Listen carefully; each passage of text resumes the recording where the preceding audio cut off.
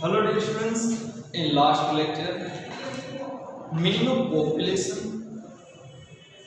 meaning of sample, population inquiry, sample inquiry and needs of sampling, इतने points हमने study किए। Now next continue. Generally, population inquiry is undertaken according to the constitutional and legal provision and for administrative reason as well. The population inquiry for constitutional and legal provision and administrative reason के लिए use होते हैं। Even in situation where population inquiry is visible, preference is given to sample inquiry because a population inquiry involves more time, money and manpower. पहले भी बोला कि आपको population inquiry करनी है, ज़्यादा से ज़्यादा manpower, money, okay, and time, ये तीनों चीज़ों की जरूरत ज़्यादा है। क्योंकि आपको टोटल population inquiry करनी हो तो आपके पास पूरा समय होना चाहिए, आपके पास उतना एक्सपर्ट होने चाहिए कि जो इंक्वायरी कर सके, इतना मनी पावर होना चाहिए कि आप पॉपुलेशन इंक्वायरी के लिए मनी स्पेंड कर सकें।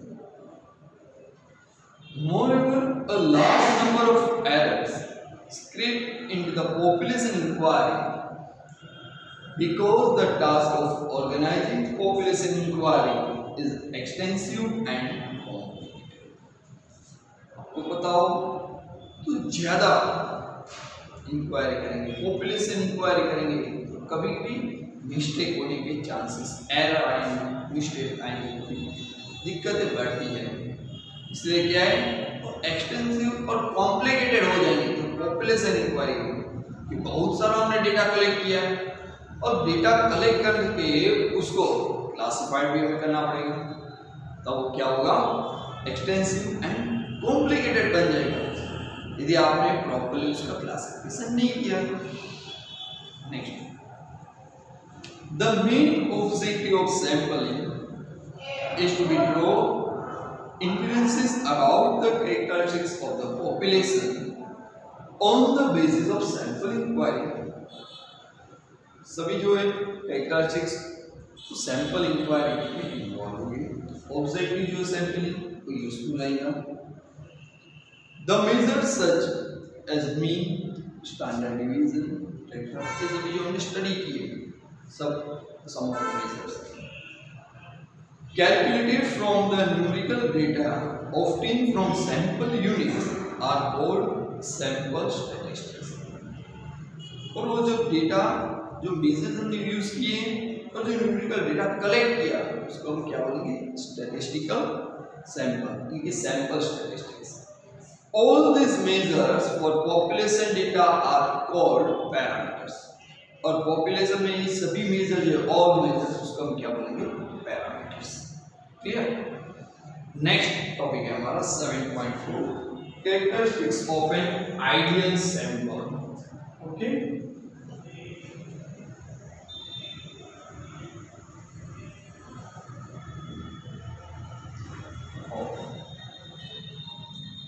ideal sample।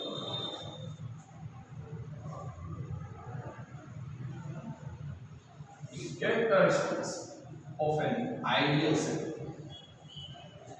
सैंपल तो हम लेंगे लेकिन वो सैंपल किस तरह का होना चाहिए, उसके कैरेक्टरिस्टिक्स क्या है।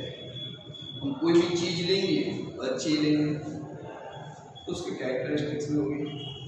हमने जो एग्जांपल दिया था वेजिटेबल और फ्रूट्स, जो लॉट है उसमें से हम अच्छे जो फ्रूट्स हैं, वेजिटेबल्स जो अच्छे वही हम लेंगे। इसलिए बोला यहाँ पे कि characteristics of an ideal sample, तो थोड़े बहुत उसके कैरेक्टरिस्टिक्स हैं। Sample inquiry is used to draw conclusion of population on the basis of sample selected from the population. Sample inquiry क्या है, जो पॉपुलेशन है उसमें से हमने सैंपल सिलेक्ट किया और उसी सैंपल की क्या किया हमने इंक्वायरी की। ओके, तो उसमें से हमें कुछ कंक्लूजन मिलेगा पॉपुलेशन के related. Thus, a sample selected from population plays a vital role in obtaining information of the population. Sample का बहुत ही इंपॉर्टेंट रोल है पॉपुलेशन में से जो सैंपल सिलेक्ट करना है, ओके, और जो सैंपल का यूज करना है, यानी sample is most important role in the population. Population में से सैंपल ऐसे हम सिलेक्ट नहीं करेंगे, कोई criteria method, okay, it's a criteria से सिलेक्ट करना है। Hence, it is absolute essential that the sample is appropriately selected from the population. A sample passing the following characteristics is called an ideal sample. यहाँ पे सब characteristics तीन में जिसकी वजह से इसे हम क्या बोलते हैं, ideal sample. So first is given, it should represent the population. Sample ऐसा होना चाहिए कि जो होल पूरे का पूरा पॉपुलेशन है उसे रिप्रेजेंट करे। जैसे कि मैं क्लास में 50 स्टूडेंट बैठे हो, तो मेरे को पूरे क्लास में ओवरऑल जो मैंने पढ़ाया उसमें इसको कहाँ पे क्या दिक्कत है, तो मैं क्या करूँगा, जो क्लेवर होशियार बच्चे उसमें से 2-3 को सिलेक्ट करूँगा, जो एवरेज बच्चे उसमें से 2-3 को सिलेक्ट करूँगा, और जो फेल है यानी कि जो कम पढ़ते हैं, जिसके मार्क्स कम आते हैं, उसमें से 2-3 बच्चे को सिलेक्ट करो। तो हर एक का क्वेश्चन डिफिकल्टी वेरीज डिफरेंट, जिसके मार्क्स कम आ रहे हैं उनका रीजन डिफरेंट है, उनको पता नहीं चल रहा मेथड क्या है, व्हाटएवर। एवरेज मार्क्स वाले का रीजन दूसरा होता है, जो क्लेवर बच्चे उनका रीजन। तो मैंने क्या किया, पूरे क्लास में से हर एक डिफरेंट टाइप्स ऑफ बच्चे के टीम्स है। यदि मैंने ओनली फॉर होशियार जो क्लेवर बच्चे उनको ही सिलेक्ट किया होता तो क्या होता, तो एवरेज एंड जो फेल हो रहे हैं, जिसके मार्क्स कम आ रहे हैं, वो बच्चों को मैंने क्या किया, ध्यान में नहीं। उसी तरह से एवरेज बच्चे को सिलेक्ट किया तो दूसरे को दिक्कत आएगी, और जिसके मार्क्स कम रहा है उनको ध्यान में रखूँगा। फर्स्ट यानी जो पॉपुलेशन है उसको रिप्रेजेंट करें, पूरे पॉपुलेशन के ऑलमोस्ट कैरेक्टरिस्टिक्स इन्वॉल्व, ऐसा हमें सैंपल सेलेक्ट करना। That is all the characteristics of the population should be included in the sample, okay, it should be represent the population, यानी पॉपुलेशन के सभी कैरेक्टरिस्टिक्स उसमें इन्वॉल्व, ऐसा सैंपल हमें सिलेक्ट करना चाहिए। Second, it should be randomly selected, randomly select होना चाहिए, किसी के साथ पार्शलिटी करनी चाहिए। मैं ऐसा नहीं बोलूँगा कि एक स्टूडेंट आ गया तो फिर उसके पीछे उसका फ्रेंड, ऐसा नहीं, रैंडमली पूरे क्लास में से कहीं से भी कोई भी बच्चे को भी सिलेक्ट कर सकता हूँ। नहीं, आपका जो पॉपुलेशन हो उसमें से आप सैंपल जो सिलेक्ट करेंगे वो क्या होना चाहिए, रैंडमली सिलेक्ट होना चाहिए। That is no units of the population should be favoured और प्रिजुडाइज्ड, यानी मैं किसी को फेवर कर रहा हूँ तो बच्चा आना ही चाहिए, ऐसा नहीं होना चाहिए। यानी कि प्रिजुडाइज कि मैं क्लास में आने से पहले मैं डिसाइड करूंगा कि नहीं ये 3 बच्चे तो आना ही चाहिए, मैं सिलेक्ट करूँ, तो मैं प्रिजुडाइज बाइस मैंने क्लास में आने से पहले मेरे माइंड में सेट कर दिया कि ये 3 बच्चे एक्स वाई जेड आने ही चाहिए, तो क्या होगा, प्रिजुडाइज बाइस, यानी कि रैंडमली सिलेक्ट नहीं। क्लियर, यानी हमारा जो सैंपल है वो पूरे पॉपुलेशन में से रैंडमली सिलेक्ट होना चाहिए। Next point, the sample units should be selected in the same period of time and under identical condition। जो सैंपल है पॉपुलेशन में से हम सिलेक्ट करें वो रैंडमली सिलेक्ट होना चाहिए, same time of period and same identical condition, okay, same time, एक ही समय में सिलेक्ट होना चाहिए। That is, there should be any major fluctuation affecting the study during the period of sample। Same time में होना चाहिए, यानी कि कोई फ्लक्चुएशन कोई सैंपल आज सिलेक्ट किया फिर नेक्स्ट 15 दिन के बाद नेक्स्ट 15 दिन, ऐसा नहीं, सेम टाइम ऑफ पीरियड है, सेम आइडेंटिकल कंडीशन में ये सैंपल सिलेक्ट होना चाहिए, तभी वो सेम होंगे और सिलेक्टेड क्या होना चाहिए। Number 4, selection of sample unit should be independent. जो हम सैंपल सिलेक्ट करेंगे वो इंडिपेंडेंट होना चाहिए, ऐसा नहीं कि फर्स्ट नंबर आया तो नेक्स्ट सेकंड, सेकंड आया तो थर्ड, ऐसा नहीं होना चाहिए। Independent each and every unit क्या हो जाए होना चाहिए फ्री फ्रॉम, कोई किसी पे डिपेंडिंग नहीं होना चाहिए कि एक नंबर आया तो 18 आएगा, 18 आया तो 24, ऐसा नहीं, किसी का भी नहीं आना चाहिए। कोई भी यूनिट एक दूसरे पे डिपेंडिंग इंडिपेंडेंट होना चाहिए। That is the selection of unit should not be dependent on the selection of any other unit of the same. कोई भी एक यूनिट दूसरे यूनिट पे कभी डिपेंडिंग नहीं होना चाहिए, रैंडमली सिलेक्शन होना चाहिए पूरे पॉपुलेशन में से। Clear? And last point, the size of the sample should be adequate and determined in appropriate manner. Sample का साइज है उसके लिए कोई फिक्स क्राइटेरिया नहीं है, लेकिन सैंपल ऐसा होना चाहिए कि जिसमें से हम इजीली आंसर जो फाइंड करने हैं ऐसा होना, यानी कि adequate and determined in appropriate manner. आप अपने हिसाब से सैंपल सिलेक्ट कर सकते हैं, ऐसा सैंपल होना चाहिए कि जो होल पूरे पॉपुलेशन का रिप्रेजेंट कर सके। क्लियर? फर्स्ट 5 पॉइंट से कैरेक्टरिस्टिक, फर्स्ट पॉइंट क्या है, रिप्रेजेंट पॉपुलेशन, पूरे पॉपुलेशन को रिप्रेजेंट कैसे करें, ऐसा सैंपल सेलेक्ट होना चाहिए। Second, it will be randomly selected, कोई एक दूसरे पे नहीं, रैंडमली सिलेक्टेड होना चाहिए पूरे पॉपुलेशन में से जो सैंपल हम सिलेक्ट करेंगे और रैंडमली सिलेक्शन होना चाहिए। Next point, the sample should be selected in same period of time and same identical condition, एक ही समय में और सेम आइडेंटिकल कंडीशन में सैंपल सिलेक्ट होना चाहिए।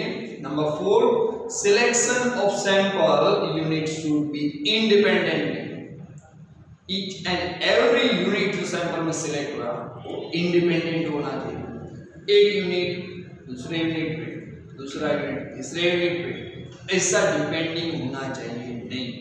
एंड लास्ट, सैंपल साइज को आप अपने हिसाब से सिलेक्ट कर सकते हो कि जितना आपका पॉपुलेशन है, जो भी एरिया वाइड है, आप क्या रिसर्च करना चाहते हो उसके हिसाब से आप सैंपल साइज आपके हिसाब से आपके मेथड से आप सिलेक्शन कर सकते हो। ये 5 characteristics of in ideal sample. Next point to consider while determining the sample size. Okay, sample size,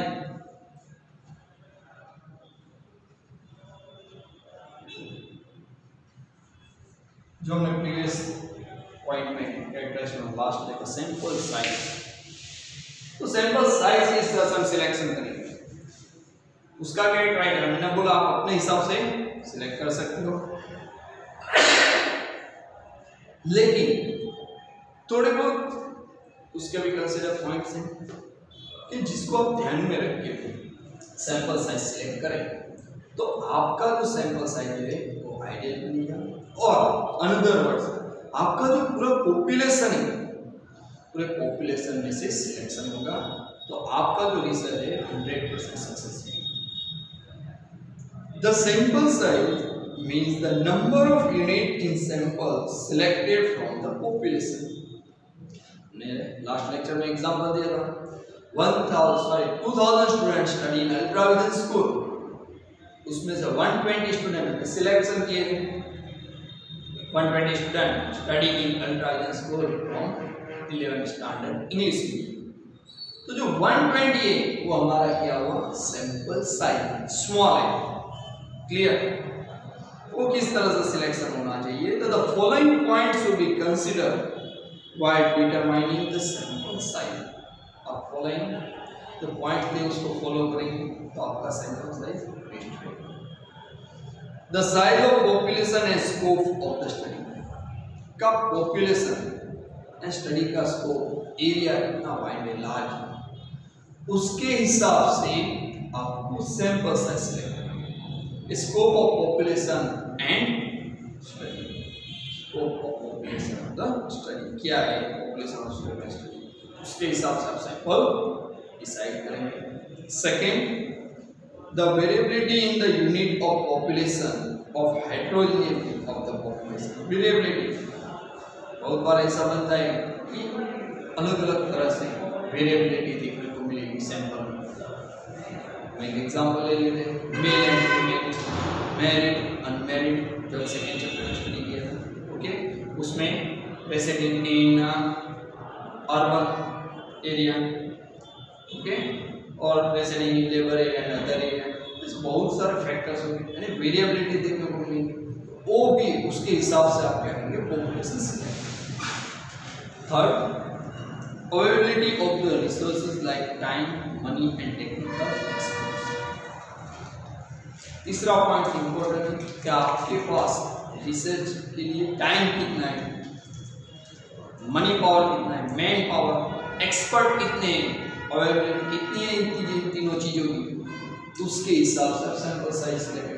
आपके पास टाइम ज़्यादा है, ओके, मनी पावर भी है, एक्सपर्ट भी है आपके पास, मैन पावर भी है, तो आप मैक्सिमम यूनिट्स को सैंपल में इन्वॉल्व कर सकते हो। यानी ये तीनों चीज इंपॉर्टेंट है, man, money and man power. Fourth point, expected level of accuracy of sample result and maximum accuracy.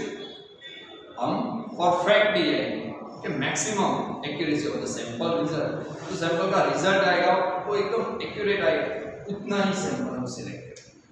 Clear? फिर 1000 स्टूडेंट स्टडी कर रहे हो और 900 स्टूडेंट का सैंपल लेंगे तो क्या होगा, यूजफुल, उसका सैंपल प्रॉपर होना चाहिए, ठीक है। तो जो आपका जो रिजल्ट है तो एक्यूरेट सैंपल रिजल्ट आएगा। 4 point consider to the determine the sample size. First is the population and scope of the study किया है।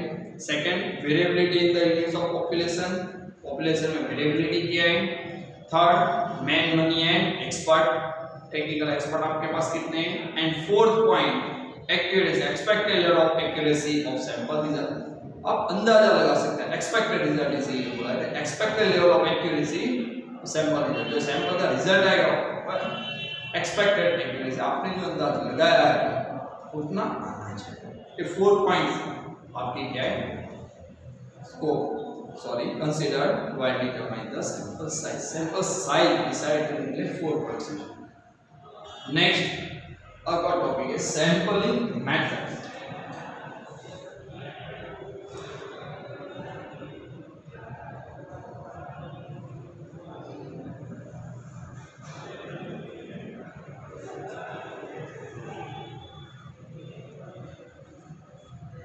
सैंपलिंग मेथड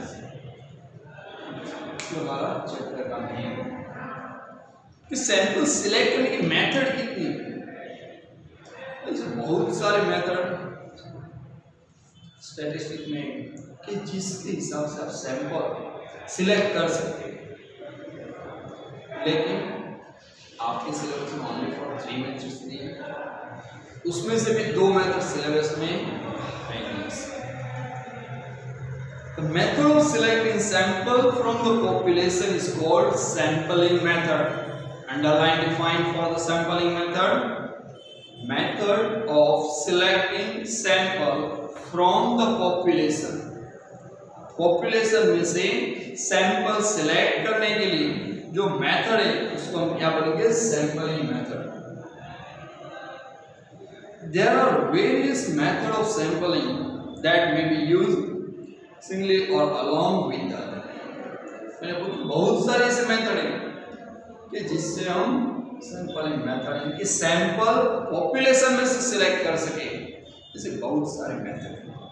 हम अपने हिसाब से, मैंने बोला वेजिटेबल और फ्रूट का एग्जांपल ले लो, हम अपने हिसाब से क्या लेते हैं, जो लॉट रहता है उसमें से वेजिटेबल और फ्रूट परचेस करते हैं, ठीक है। वो भी वन टाइप ऑफ क्या हुई, मेथड्स।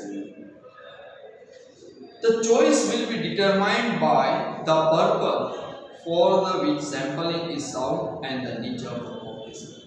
उसमें से कौन सी मेथड यूज करनी है वो आपके पॉपुलेशन के साउट एंड नेचर पे जाता है।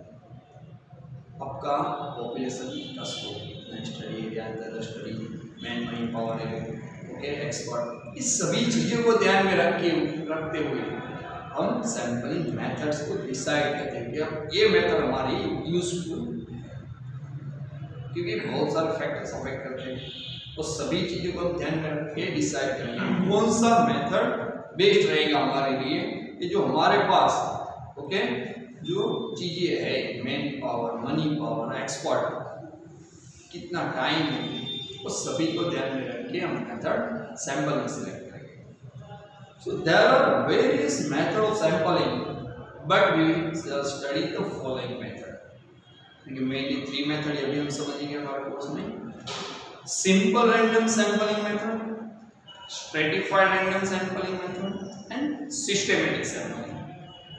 सेकेंड एंड थर्ड तो है नहीं, हमें सिर्फ फर्स्ट मेथड ही समझनी है, सिंपल रैंडम सैंपलिंग। नेक्स्ट जो हमारा सिंपल रैंडम सैंपलिंग।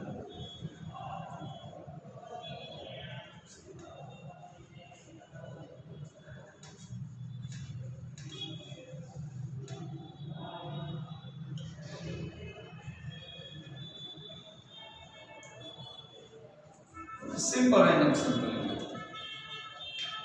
जो पॉपुलेशन हो उसमें से हम रैंडमली क्या करेंगे, 1 बाय 1 सैंपल को क्या करेंगे, सिलेक्ट करेंगे। तो ये हमारी सिंपल रैंडम सैंपलिंग। उसमें भी सब मेथड बहुत सारी है, सिंपल मैंने बोला ना, पॉपुलेशन हो उसमें से रैंडमली।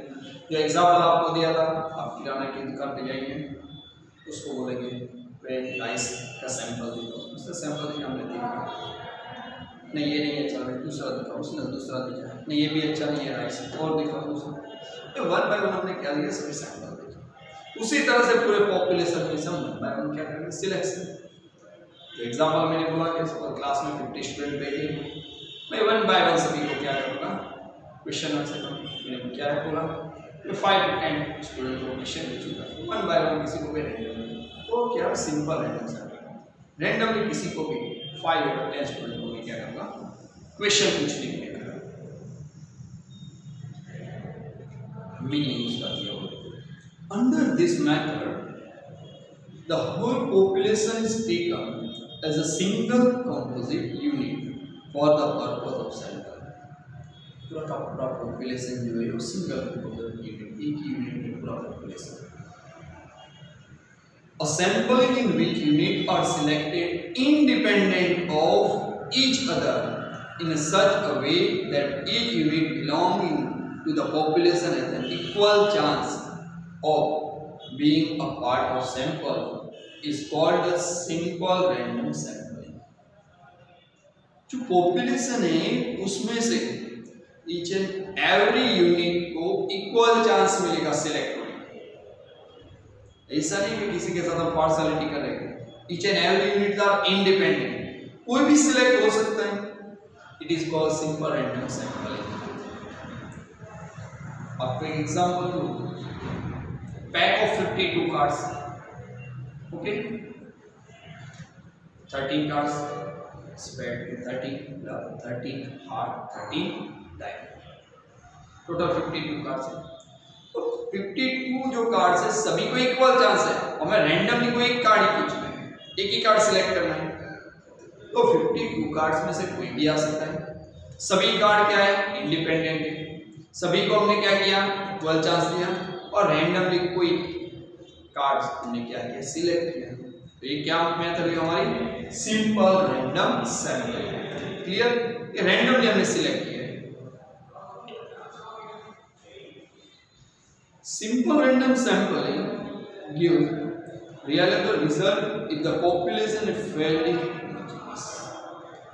Reliable है, but if the population is fairly homogeneous, same part में होना चाहिए। homogeneous नहीं, 10 स्टैंडर्ड के बच्चे बैठे हो, 12 स्टैंडर्ड homogeneous, उसमें से सिलेक्ट, लेकिन सभी 10 स्टैंडर्ड के होने चाहिए, या तो फिर सभी 12 स्टैंडर्ड के होने चाहिए, तो हम सिलेक्शन कर सकते हैं। और रिजल्ट क्या है, क्योंकि 12 स्टैंडर्ड के, 11 के और 12 के हो, सभी बच्चे बैठे हो, तो क्या हुआ, फेल है।